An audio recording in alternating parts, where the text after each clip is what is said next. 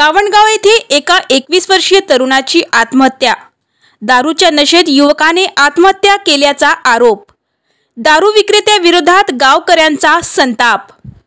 पातूर तालुक्यातील गावणगावात येथे एका 21 वर्षीय तरुणाने दारूच्या नशेत गळफास घेऊन आत्महत्या केल्याचा आरोप करीत गावात तीव्र संतापाची लाट उसळली आहे। गावकरी विशेषतः महिलांचा आरोप आहे की पोलिसांच्या छत्रछायेखाली अवैध दारू विक्री उघडपणे सुरू आहे।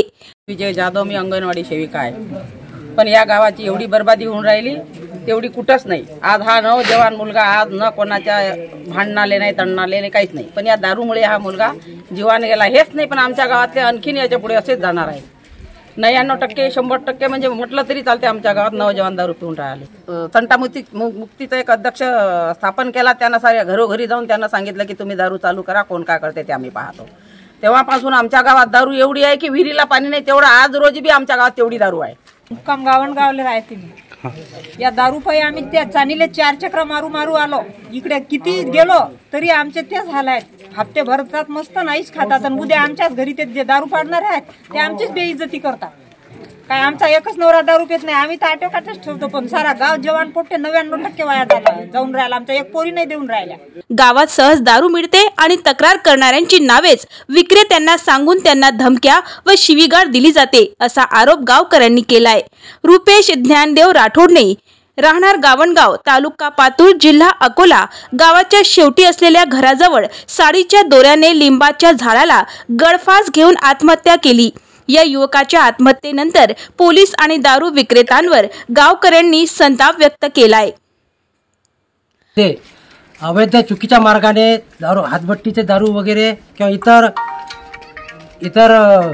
ठिकाण देशी दारू विकत आणून गावामध्ये चांगल्या भरमसाठ अशा प्रमाणात दारूची विक्री भरमसाठ चालू आहे। त्याच्यामुळे गावातील तरुण वर्ग हा दारू व्यसनाधीन होत आहे, आणि म्हणून ह्या घटना घडत आहे। माझं एक आपण काही दिवसापूर्वी किंवा काही महिन्यापूर्वी आपण पोलीस स्टेशनला या बाबतीत काही आमचे ग्रामपंचायतचे सदस्य, सरपंच असो किंवा इतर महिला मंडळ जाऊन आम्ही रितसर निवेदन पण दिलं होतं।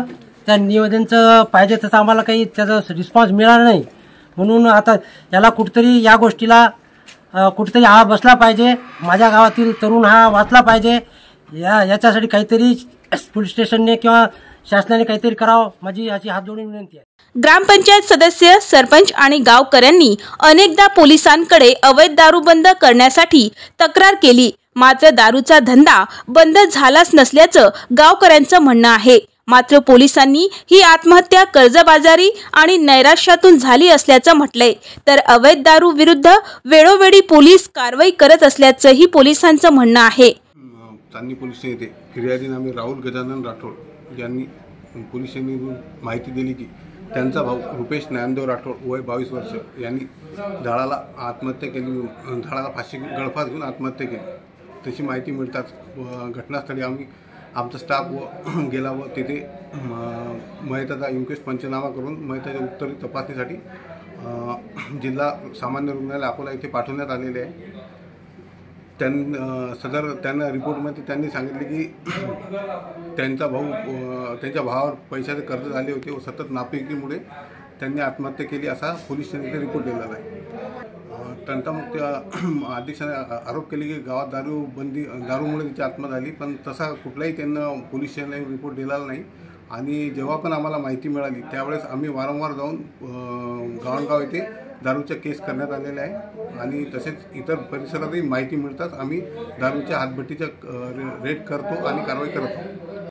अकोला जिल्हा पोलीस अधीक्षकांनी मिशन उडान अंतर्गत व्यसनमुक्तीसाठी कारवाई सुरू आहे, तरी मात्र या गावकऱ्यांच्या मते ग्रामीण भागात त्याचा कोणताही परिणाम दिसून येत नाही। या उलट ठाणेदारच या मिशनला सुरंग लावत असल्याचा आरोप आता गावकरी करत आहे। त्यामुळे पोलीस अधीक्षकांचा मिशन उडान ग्रामीण भागात उडान भरणार का, हे पाहणे आता महत्त्वाचे राहणार आहे।